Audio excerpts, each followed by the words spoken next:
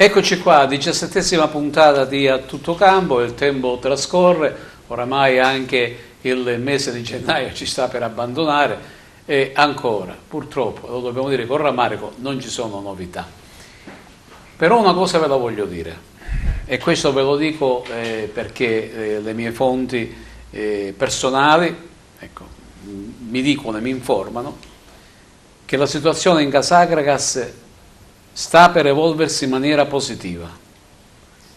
Gli iraniani di cui si parla molto in queste ultime settimane sono fortemente interessati all'acquisizione dell'Akragas. Anzi, la delegazione che è stata invitata a Teheran ha incontrato e continua a incontrare altri imprenditori, tutti disposti a dare una mano d'aiuto all'Akragas. Io penso che oramai è questione di qualche ora, al massimo tra martedì e mercoledì ci dovrebbe essere la firma su questo benedetto contratto di intenti e quindi tutto si potrà risolvere. E si deve risolvere anche perché l'Akragas ha un grosso problema, ha 12 punti di differenza dalla quart'ultima squadra in classifica generale e superando la soglia degli 8 punti l'Akragas, rimanendo così tale e quale il distacco, rischia di essere retrocessa direttamente.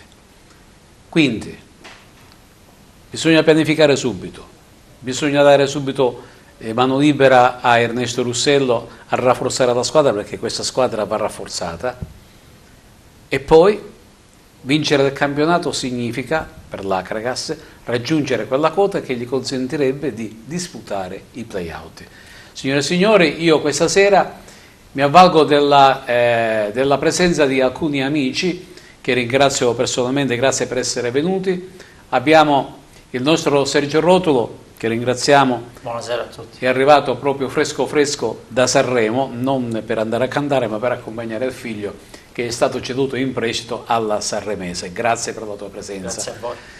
Abbiamo Amabile Bonafede, che è il tecnico del Ribera Calcio a 5 femminile, che in questo momento si trova in vetta alla classifica con un bel largo, con un bel margine di punti sopra la seconda, e mi sembra che domenica avete vinto contro una diretta rivale, no, contro in un derby con il Licata.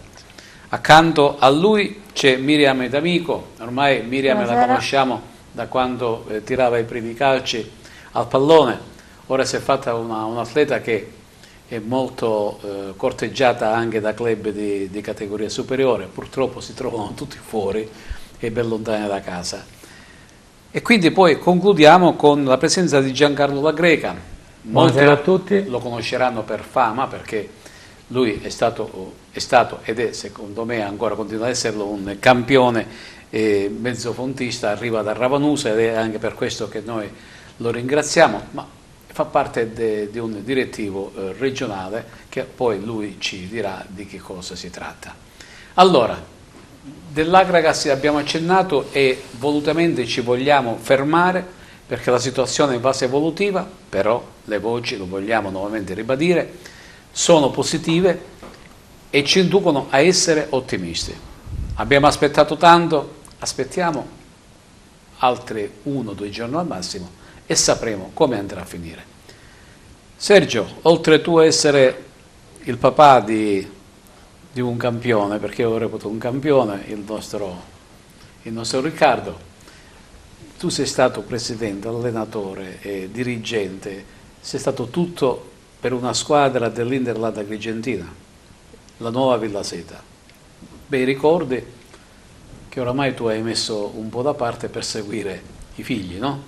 Sì, esatto, ormai diciamo quella è una storia ormai passata, non dico vecchia ma ormai passata. Andiamo avanti pensando di portare avanti i figli, poi ogni tanto vado a dare una mano anche, come ultimamente in federazione, alla rappresentativa provinciale. Diciamo che questa è una mia passione che continuerò a fare fin quando avrò un po' di voglia, però in questo momento la priorità sono i miei ragazzi personali. Ecco, lui parla plurale perché ha due figli che giocano a palla.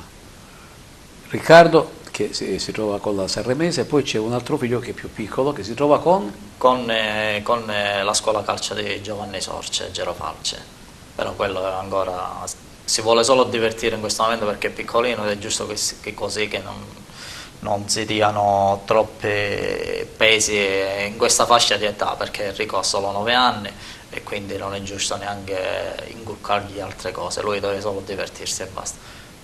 Capitolo a parte di Riccardo, la correggo, non è ancora un campione, è uno che ha voglia di fare, è uno che ha delle buone prospettive, non si può sapere mai in futuro. In questo momento non è un campione ancora a tutti gli effetti. Lo faremo diventare.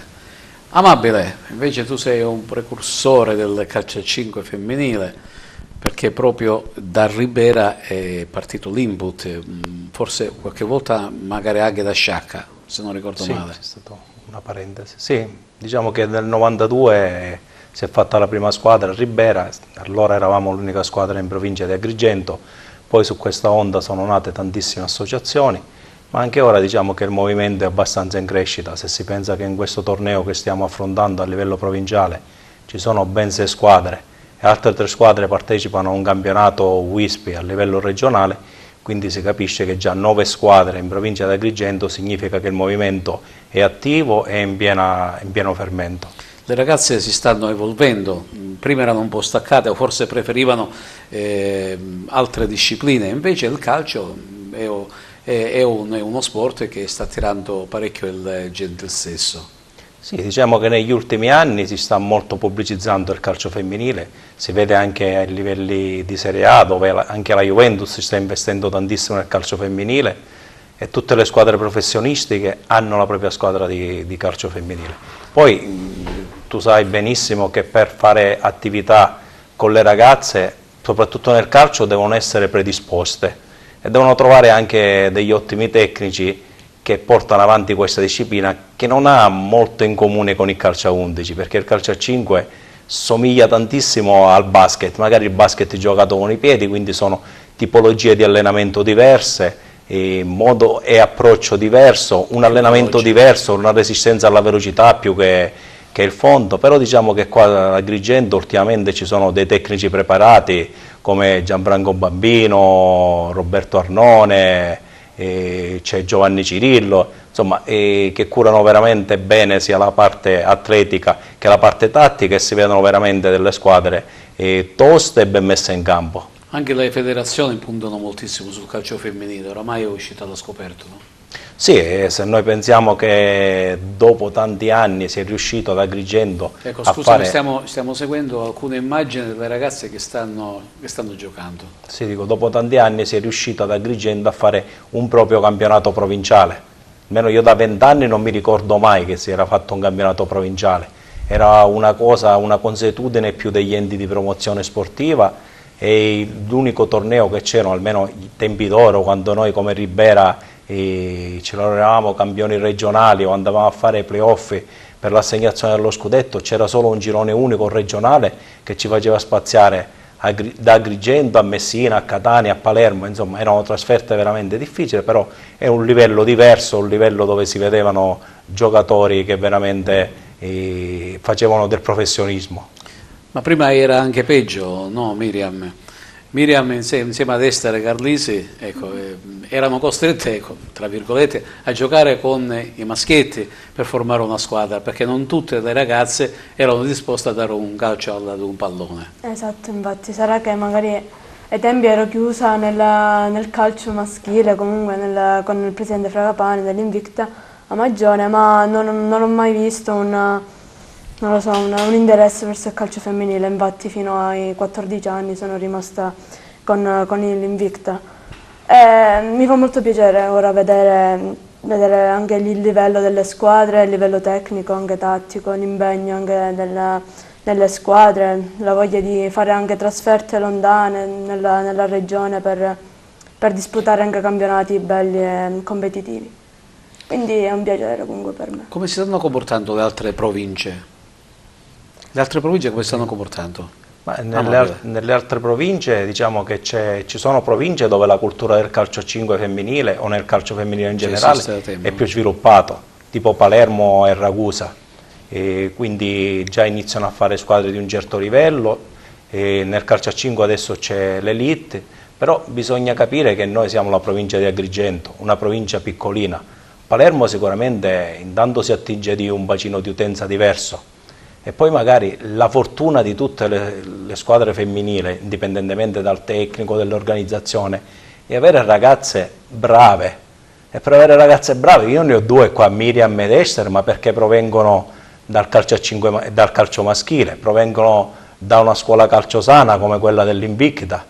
Quindi mi è venuto più facile lavorare su di loro. Giustamente quando prendi una ragazza che non ha mai calciato una palla e devi imparargli tutti i fondamentali, diventa più difficile. Io penso che la differenza tra noi agrigentini e Palermo o Catania sta proprio nel fatto che attingono tantissimo nelle ragazzine che già fanno parte nelle scuole calcio.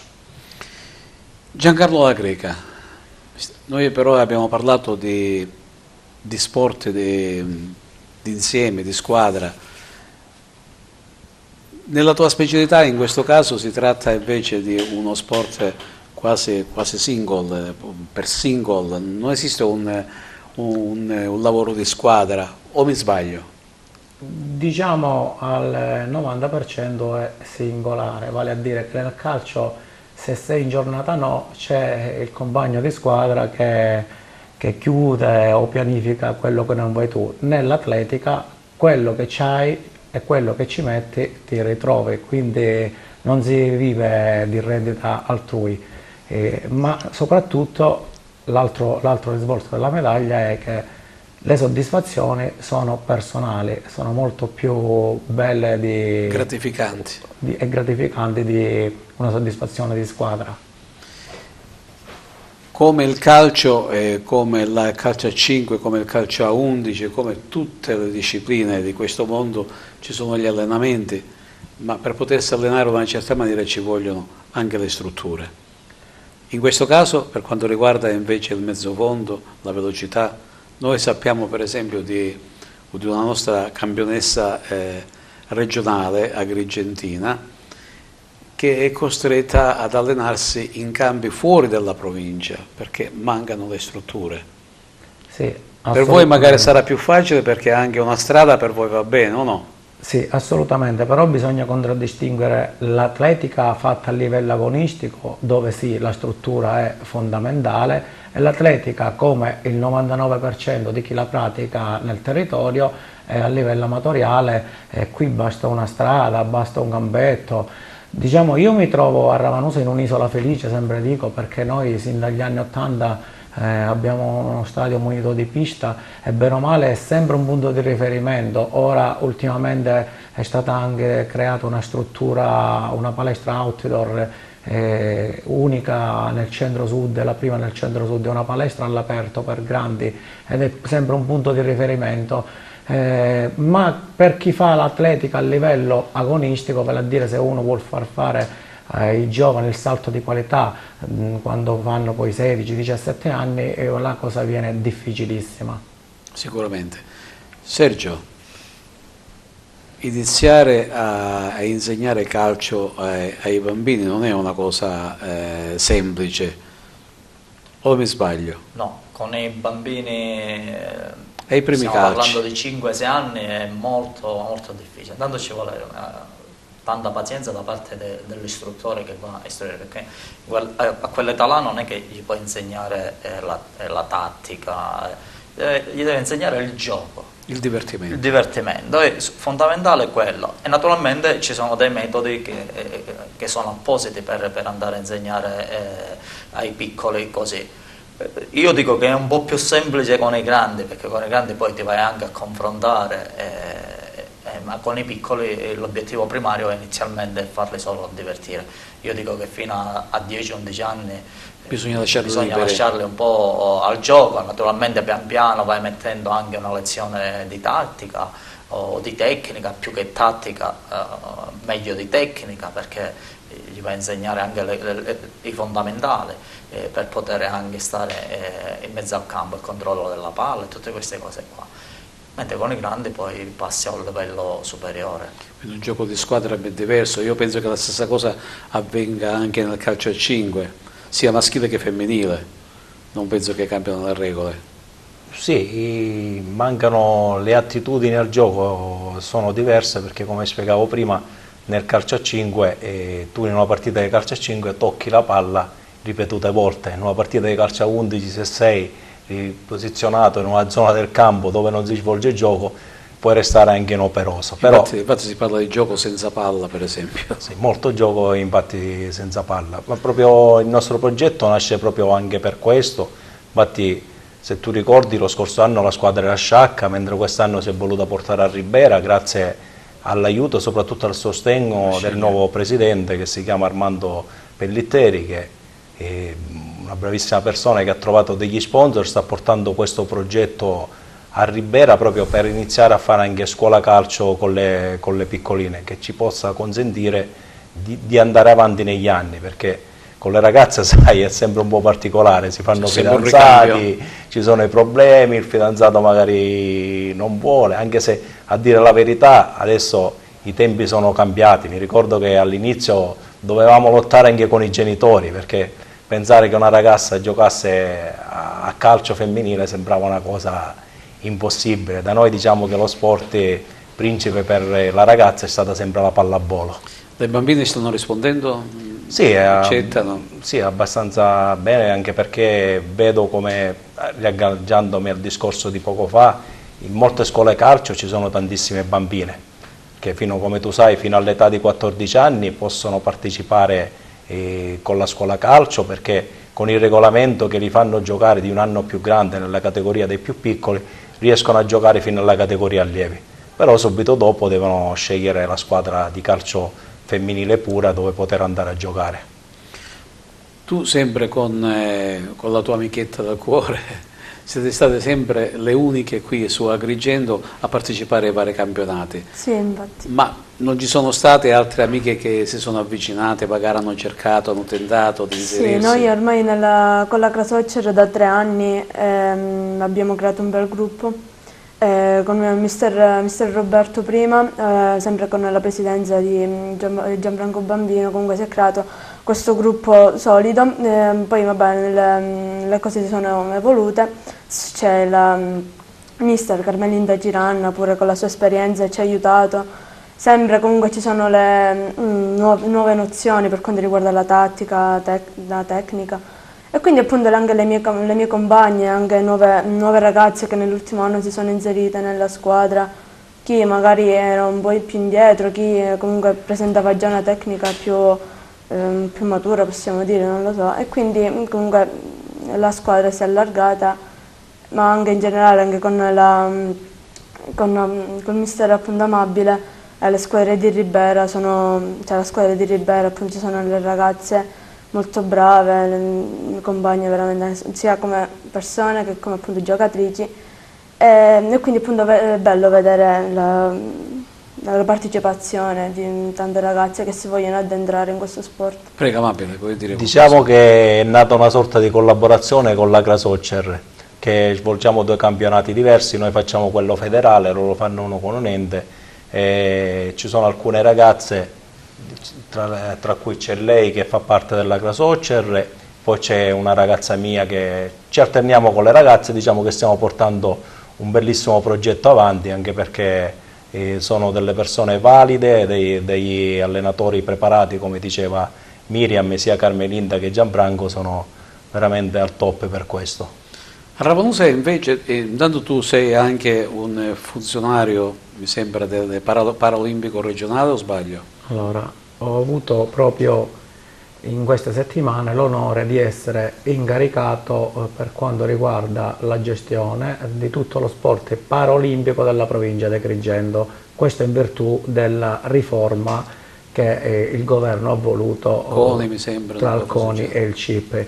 Infatti fino a maggio dello scorso anno tutta l'attività sportiva d'Italia era demandata al CONI, mentre con la riforma che è entrata in vigore il maggio scorso il governo ha riconosciuto il Comitato Italiano Paraolimpico alla stessa strenua delle CONI, quindi esistono a tutt'oggi in Italia ora due enti riconosciuti, enti pubblici riconosciuti, enti di diritto pubblico, quindi il CONI abbraccia tutte le federazioni sportive, il CIP abbraccia tutte le federazioni sportive paraolimpiche.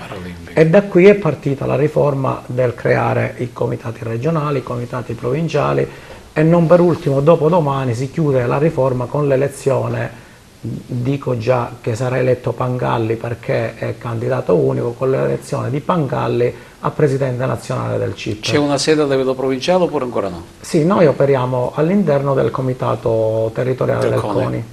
Quindi siete nello stesso locale del CONI? Sì. Bene, a questo punto io inviterei la regia di mandare la prima parte della pubblicità e poi ci avverremo verso la seconda parte della 17ª puntata di A Tutto Campo.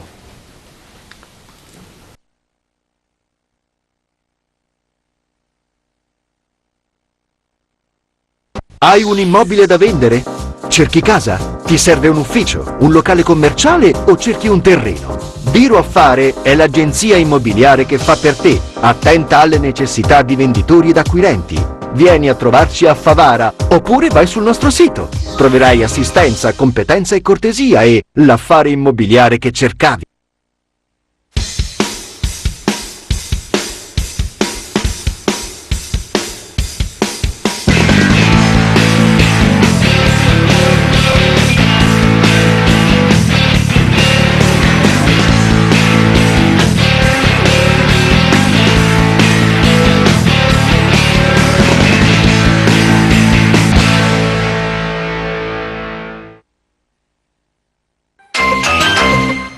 Per la tua pubblicità in Sicilia su TVA LCN 92 chiama il 337 96 5560. Seconda parte del Tutto Campo. Allora Sergio, parliamo un po' di calcio. Tu che sei anche, oltre che essere il papà di Riccardo, giocatore dell'Acragas, perché è in prestito, quindi è sempre un giocatore dell'Acragas, tu hai seguito le vicende agrigentine. Dopo 2 anni, ecco, ci troviamo in una situazione un po' brutta dal punto di vista di classifica e brutta anche dal punto di vista societario. Tu pensi che se le cose si aggiustano in tempo ancora siamo nelle condizioni di poter aspirare alla salvezza diretta? Allora, sulla salvezza diretta non lo so, ma come ha detto lei poco fa, già sarebbe un successo rientrare di nuovo tramite i play-out, però il tempo stringe, quindi bisogna intervenire subito anche sul mercato, perché la squadra indubbiamente ha bisogno di un aiuto di altri giocatori che magari riescano a fare un po' di salto di qualità alla squadra. Io penso che se non ci saranno risvolti in tempi brevi sarà dura.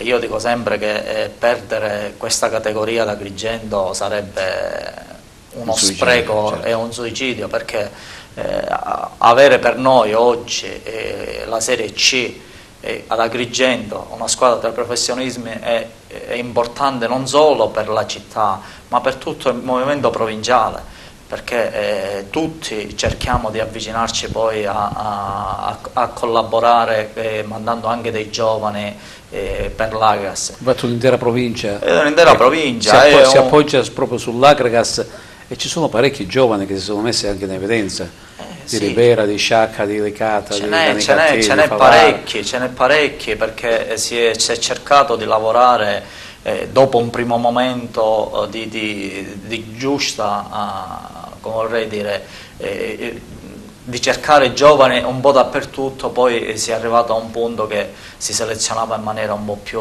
attenta.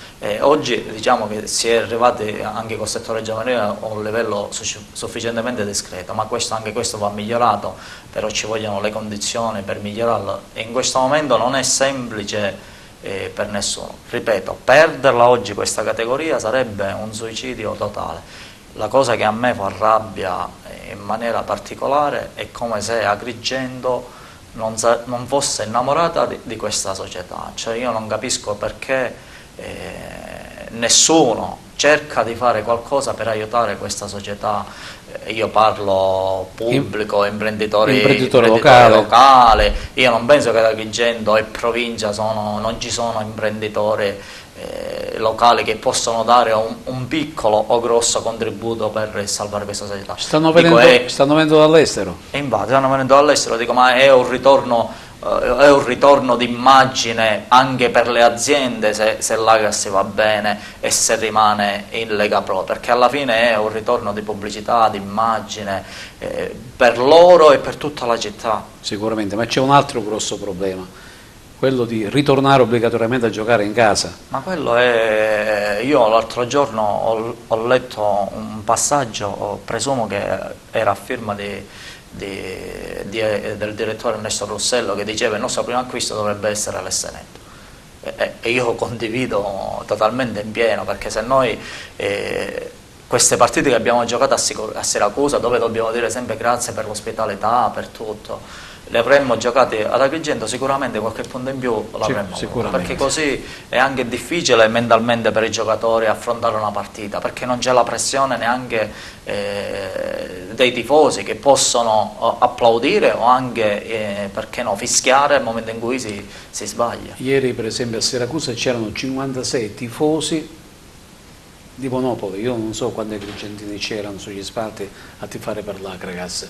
Cioè è un vantaggio anche per gli altri. Ma è soprattutto un vantaggio per gli altri. Io le ho viste tutte, quelle a Siracusa, forse non sono andato solo a una partita, ed è deprimente. Io ho anche, con i miei limiti, giocato anche a calcio, e giocare senza pubblico è deprimente, cioè non c'è l'adrenalina giusta, lo stimolo giusto.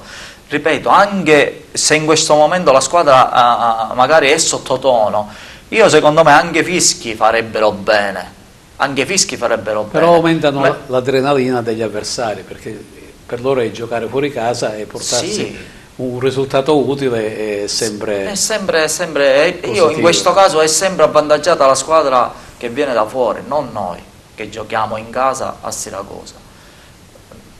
Diciamo, la prima partita abbiamo giocato a Siracusa, abbiamo giocato Agragas e Siracusa, cioè dico, c'erano 2000 persone, ma tutte di Siracusa. Tutte di Siracusa, giocavano in casa loro. Amabile, Ribera è un'altra cittadina scottata dal mondo del calcio a 11. La Serie D l'abbiamo salutata già da un bel pezzo. Il calcio manca, però non mancano i calciatori, perché a Ribera ci sono state sempre dei buoni calciatori. Sì, sicuramente, però bisogna fare due nette distinzioni tra Agrigento e Ribera. L'Agragas attualmente, Agrigento con l'Agragas sta nella categoria che deve stare. Ribera Serie D effettivamente era una cosa troppo al di sopra delle possibilità di Ribera. La giusta collocazione secondo me calcisticamente di Ribera è questa di adesso, potrebbe essere l'eccellenza, ma non si può andare oltre. Io mi ricordo una bella partita che ho seguito a Ribera, tra Ribera e Messina 2-0, che vinse stavolta il Ribera. Sì. E c'era un pubblico eccezionale, ma molti erano pure dei paesi del circondario. Sì, ma è un po' come succede con l'Agragas. Quando l'Agragas gioca in casa, molti appassionati sono della provincia, anche di Ribera ne vengono parecchi a vedere le partite dell'Agragas. Comunque peccato che il campo, peccato. Storico quando vogliamo, sì. Però sempre limitato. Il campo è una pecca proprio di Ribera. Tra le altre cose adesso abbiamo scoperto nell'ultimo piano regolatore che è adibito a parcheggio, quindi non si può neanche entrare in merito si era fatto un progetto, allora c'era un progetto di finanza per il campo polivalente, quello del CONI, ma allora è stato arenato per via delle critiche dell'opposizione e anche per, diciamo, dei cavilli burocratici, è rimasto così. Adesso, come dici tu, fortunatamente a Ribera ci sono 2 bellissime scuole calcio che ottengono dei buoni risultati, i giocatori non mancano perché ancora attualmente c'è una squadra in promozione e una in terza categoria composta solo da locali. Sì. Quindi, Messi Ribera e Atletico Ribera. E poi è stato sempre diciamo, giocatori che hanno calcato anche palcoscenici importanti. Borsellino, Montalbano. Borsellino, Vincenzo Italiano, il capitano del Verona per tantissimi anni. Diciamo che sì, il calcio effettivamente, ma tutti gli sport in generale, perché penso che non ci sia uno sport proprio nello specifico che manca a Ribera. Che dicevi tu? No, io volevo, diciamo, non correggere, ma aggiungere qualcosa a quello che ha detto il collega qua accanto. Cioè, non è un problema del Ribera, il campo. Cioè, se noi andiamo a guardare tutta la provincia, partendo anche da Agrigento, che è la città madre, cioè ad Agrigento ci sono 5 stadi. Noi abbiamo uno stadio a Fontanelle e abbiamo perso questi soldi, perché li abbiamo persi. Abbiamo uno stadio a Villaggio Mosè, lo stadio a Seneto, sappiamo tutte le vicende, poi ne abbiamo uno a Villaseta e noi ne abbiamo fatte tante battaglie. Qualcuno si dimentica che ne abbiamo uno a Giardina Gallotti, sì. Giusto? Qualcuno si dimentica.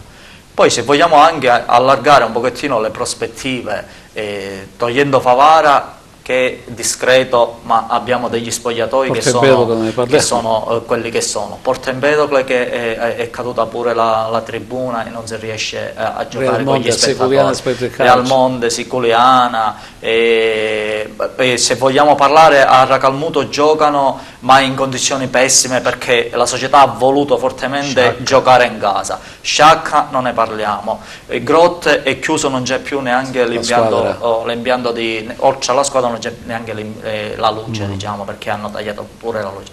Quindi dico, Agrigento, vero è che abbiamo una squadra tra i professionisti, ma secondo me non la merita questa situazione se non andiamo a migliorare anche le situazioni esterne ad Agrigento, perché l'Agassi spesso e volentieri non trova neanche lo spazio dove andarsi a allenare e potrebbe essere un appoggio anche, perché no, i paesi vicini. Sicuramente. Abbiamo un settore giovanile che va a giocare a Campofranco, cioè dico, e dobbiamo dire grazie, ma Campofranco non ricordiamo che è Caltanissetta, non è Agrigento. Certo. Dobbiamo anche aggiungere anche un'altra cosa. L'unica cosa che sta facendo il campo. Infatti a questo punto colgo l'occasione per invitarvi a Ravanusa, che ripeto è un'isola felice, perché proprio in questo momento stanno, oltre che facendo il mando erboso che sarà operativo dal mese di maggio, è munito di spogliatoi, è munito di illuminazione, è munito di tutto quello che occorre per un'associazione. E non nascondo che l'amministrazione comunale ha presentato un progetto per creare a Ravanusa un centro di preparazione sportiva ad alto livello, ma questa è una cosa che ancora è solo presentata, ma già però è importante che uno ci pensi. Certo, sicuramente. Diciamo che la situazione delle palestre, degli stadi, colpisce un po' tutte le province siciliane, non è un discorso prettamente agrigentino. Se noi ci spostiamo nel Nisseno è la stessa cosa, se andiamo a Enna ancora peggio, ma anche, a me risulta che anche a Catania, togliendo quello che è Torre del Grifo, poi non è che c'è più nulla. Io non sono pienamente d'accordo con lei, mi scusi se... Prego. Perché a Catania noi abbiamo fatto un torneo circa 3 anni fa con l'Atena e Ettina Sud. È un torneo ormai famoso.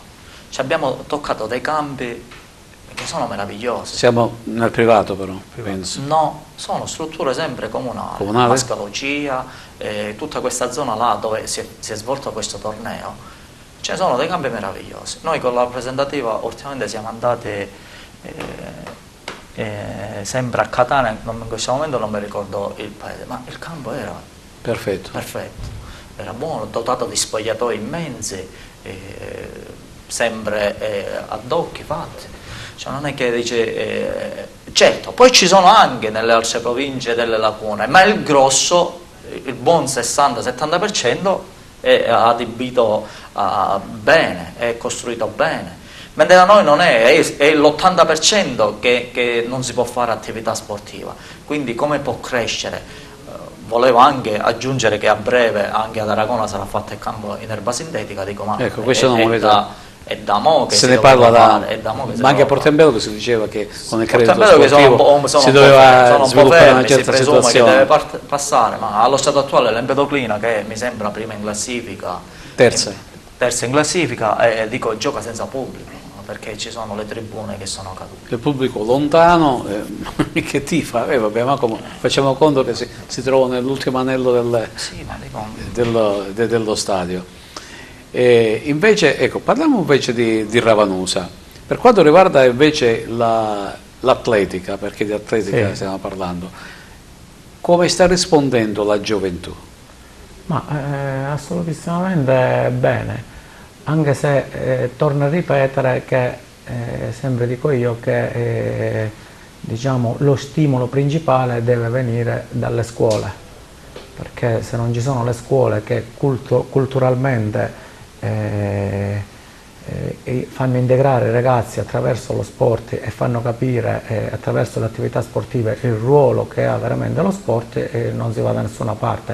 A Ravanusa ci sono gli enti preposti, vale a dire in questo caso le scuole, che fanno molta attività sportiva e di conseguenza con le attività sportive nascono i piccoli campioncini che poi fanno le varie attività. Anche nell'atletica leggera abbiamo un bel vivaio di piccoli ragazzini che fanno atletica e ogni tanto uno, diciamo, fate qualche gara, qualche manifestazione? Sì, assolutamente, facciamo tutti i campionati, facciamo molta attività amatoriale. A Ravanusa se uno corre per strada nella piazza principale così fa footing è una cosa normalissima. Nessuno dice niente, ed è la cosa bella della cultura che si è creata. Partecipiamo, anche io mi ci metto, a tante manifestazioni, non ultima domenica prossima noi, un gruppo, compreso io, siamo in Spagna, a Siviglia, a fare una mezza maratona, abbiamo programmato altre gare, diciamo abbiniamo lo sport e il turismo contemporaneamente. Quindi è una cosa bella, anche perché si formano anche dei gruppi, anche di amici, non penso solo ravanusani ma penso anche del circondario, no? Sì, diciamo che siamo...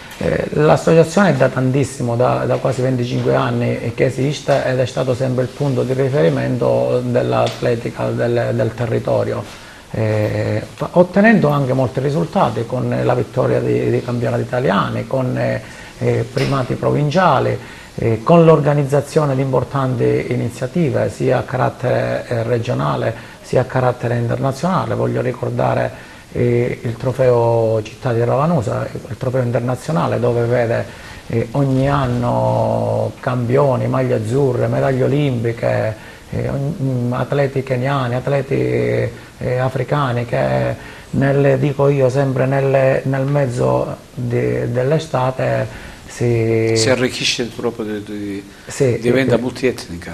Ma soprattutto lo sport inteso come mezzo di promozione dell'immagine del proprio territorio diventa anche un mezzo di indotto economico, perché io dico sempre, dove c'è sport c'è economia, dove c'è sport c'è ritorno d'immagine, perché se un giornale, una televisione parla di un comune dove si sta facendo un'iniziativa, è uno spot gratuito.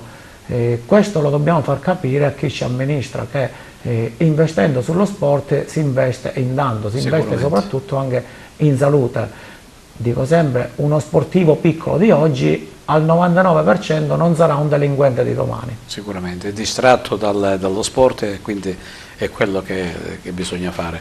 Parliamo un attimo di tuo figlio. Dunque, è arrivato a Sanremo, chi è l'allenatore della Sanremese? Costantino si chiama. Costantino. Ex Vibonese, cioè è stato allenatore mi sembra di squadre calabre, Vibonese. Sì, non so se l'ha messi a termine, però l'ultima squadra mi sembra che è stata la Vibonese. La Vibonese. Compagni di squadra importanti? Compagni di squadra importanti ancora non li conosco tutti, però c'è Cacciatore che è il fratello di Cacciatore, quello che gioca in Serie A, Cacciatore. nonché anche cognato di un nostro giocatore. Poi altri importanti sinceramente io non li conosco, so che hanno una seconda punta che è fortissima, fino adesso ha fatto 15 o 16 gol, cioè è fortissimo. Come è stato accolto tuo figlio? Mio figlio è stato accolto non bene, benissimo, perché lo hanno voluto, lo hanno cercato, poi anche i compagni anche di camera dicono non hanno accolto bene, si sono messi a disposizione a 360 gradi come si fa, come un ospite che viene a casa tua, e vanno a convivere tutti, diciamo, nella stessa casa, diciamo, in un certo senso. Lui farà solo il calciatore oppure studierà pure? Lui farà il calciatore e deve studiare, non studierà, e deve studiare perché quest'anno si deve diplomare e quindi deve principalmente studiare. Io naturalmente mi preme anche ringraziare l'Agras che ha consentito che tutto ciò si realizzasse, perché senza l'appoggio dell'Agras sicuramente Riccardo non sarebbe andato, quindi dico, non dimentichiamo che Riccardo è in prestito per 6 mesi e poi dopo questi 6 mesi ritornerà a casa madre, diciamo, con l'Agras. Di tutto questo mi preme anche ringraziare il direttore Ernesto Rossello che diciamo, ha messo anche la buona parola a far sì che Riccardo potesse provare questa esperienza. Secondo me è un'esperienza che lo andrà a fortificare e sarà anche un bene anche per l'Agras in futuro. Sicuramente. Invece la tua squadra pensa di fare qualche tournée, di andare fuori Sicilia? Perché solitamente tu te le porti un po' lontano dalla Sicilia. Diciamo che negli anni passati abbiamo approfittato di tutte queste, siamo andati a fare dei campionati europei sia in Austria che in Repubblica Ceca, in Olanda, diciamo però che adesso le cose sono un po' cambiate, anche a livello economico non ci sono più gli sponsor che c'erano una volta, non c'è più l'aiuto delle istituzioni, quindi adesso diciamo che facciamo puro settore amatoriale, ci divertiamo qua, nella nostra provincia. Tu ci sei stato all'estero a giocare? No, mai. Mi sono limitata solo ai campionati e ai tornei estivi che organizzava. Non so se sei stata tu oppure Esther, che è stata contattata dal Milan, o sbaglio, o dall'Inter? No, io sono venuta a fare un provino all'Inter. Nell'Inter? Perché comunque la realtà non era molto sviluppata là, anche come settore. Cioè, non è che non andavano molto bene. C'è un progetto FIGC, Amabile, sì, ma c'è che vogliono imporre alle squadre professionistiche anche una squadra femminile. Se ne parla ormai più da 5-6 anni, quello che ogni squadra professionistica deve avere il settore femminile. Però ogni anno si dice che è una proroga, l'anno dopo verrà, però finora non ho visto di questi risultati. Se non un rinnovato entusiasmo nelle squadre professionistiche che contano, in quel caso sì, in quel caso veramente stanno investendo perché hanno portato tutte le squadre italiane che giocavano nei campionati professionistici riconosciuti come la Francia, la Germania e i paesi scandinavi, li hanno riportati in Italia. Questo lavoro l'ha fatto la Juventus, infatti prima con un distacco già abbastanza prospicuo dalla seconda, punterà proprio a vincere il campionato quest'anno e sicuramente a vincere la Champions femminile il prossimo anno. Invece qua esistono le promozioni, non lo so, descrive questo campionato a 6. Allora, questo campionato, inizialmente noi proveniamo dai campionati regionali, quest'anno con Stefano Valenti e Toto Contino ci hanno coinvolto a fare questo torneo, che è un torneo, ripeto, provinciale, più che altro hanno fatto in una forma amatoriale proprio per fare avvicinare le ragazze al calcio a 5 femminile. Ci sono 6 squadre, è un torneo, non è un livello altissimo sicuramente, e questo si vede, però bisogna iniziare, però per iniziare va bene, come ripeto, tutte le squadre che abbiamo giocato finora, non lo so, il Porto Empedocle è allenato di Andrea Milazzo, che è un tecnico che nel calcio è preparatissimo, a livello maschile ha ottenuto sempre buoni risultati, quindi c'è la squadra di Agrigento con Roberto Arnone, che è una figura storica pure del calcio a 5 femminile. Quindi c'è un rinnovato entusiasmo anche trovando dei tecnici preparati, e questo è importante, sarà un volano sicuramente per i prossimi anni per il calcio a 5 femminile. Invece allora noi abbiamo parlato che ci sarà questa manifestazione dove? A Ravanusa proprio? Sì, il trofeo podistico internazionale che quest'anno si svolge per la 26esima edizione consecutiva. In che periodo si farà? Si è fatto sempre il 16 agosto di ogni anno, tranne nel 2000 che, vista la concomitanza delle Olimpiadi, in quanto avevamo l'olimpionico Massimo Modica partecipante e quindi abbiamo spostato la data. Però la novità di quest'anno è che da quest'anno in poi non si farà il 16 agosto data fissa, a prescindere da come cade settimanalmente, se è lunedì, martedì o mercoledì, ma si farà sempre la seconda domenica di agosto, vale a dire per quest'anno il 12 agosto.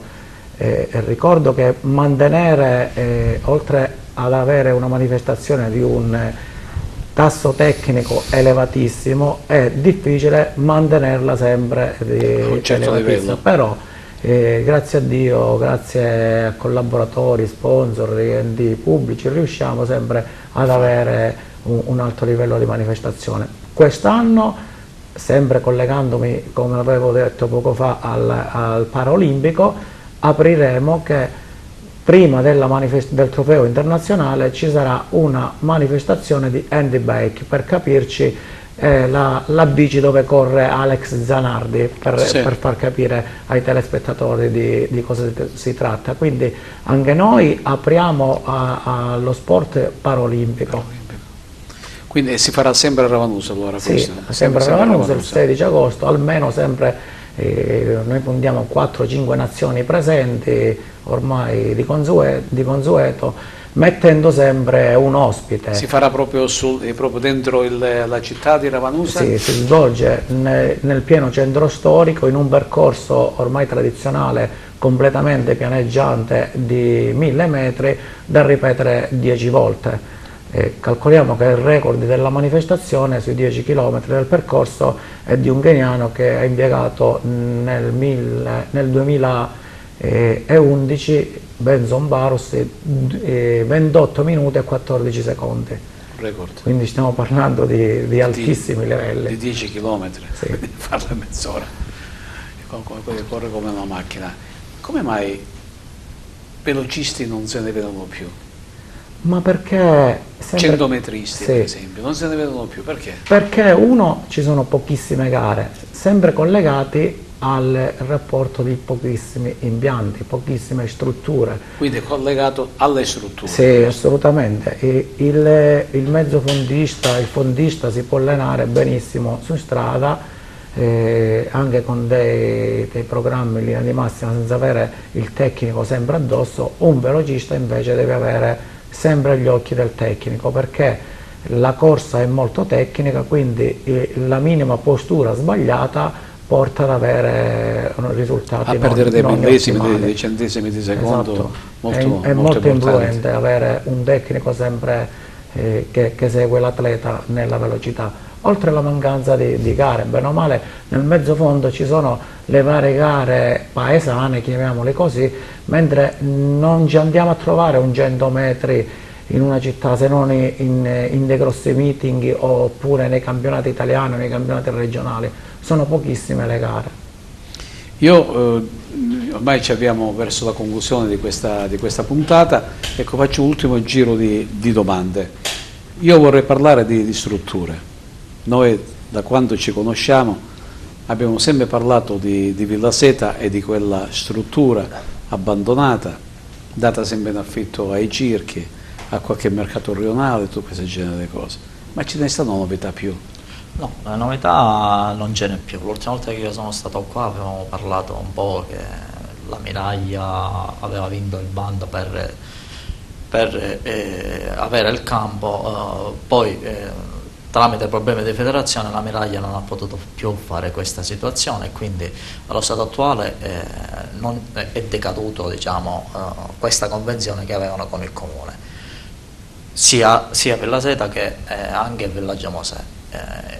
So che i due campi andranno molto probabilmente dati sempre in comodato d'uso, in gestione, non so come le chiamano loro, ma andranno questa volta dati separatamente. Presumo che sarà molto difficile che qualcuno oggi possa prendere questi campi Entrambi. ma anche singolarmente, se non c'è un aiuto grosso, perché Villa Seta ha bisogno di parecchi, penso che 1 milione di euro forse non ci basta più.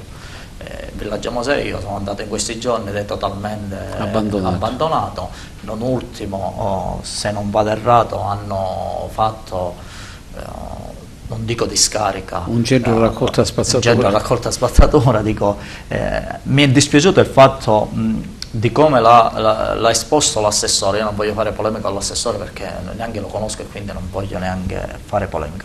Ma il problema si vocifera che abbia detto, dici vabbè, ma tanto faceva pena già così, quantomeno dici, lo usiamo per qualcosa. No, tutte le cose vanno usate per le giuste cause. Se è un impianto sportivo tu devi andare a trovare fondi per rimetterlo in sesto e farlo per l'impianto sportivo. Riavviarlo. Cioè non lo usi un impianto sportivo per discarica.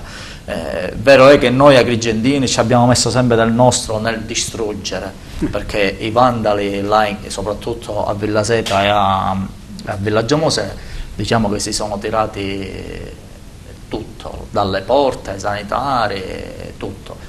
Dove ci voleva, per dire, poche decine di migliaia di euro, poi ci vogliono centinaia di migliaia di euro. Io mi ricordo che abbiamo fatto una volta un servizio una gara assieme, abbiamo fatto un tour più di uno. Ecco, sotto le tribune di quello stadio, che è grandissimo, immenso, ci sono locali eccezionali. Purtroppo è tutto là c'era la abbandonato. predisposizione pure per scendere con il pullman direttamente negli spogliatoi. Quindi si presumeva che doveva essere il primo campo, non il secondo campo di Agrigento, perché quando è stato progettato hanno fatto un po', secondo me, le cose un po' troppo grosse. Forse per questo non è dato più importo a questa situazione. Invece, ritornando a noi, i vostri prossimi appuntamenti quali sono?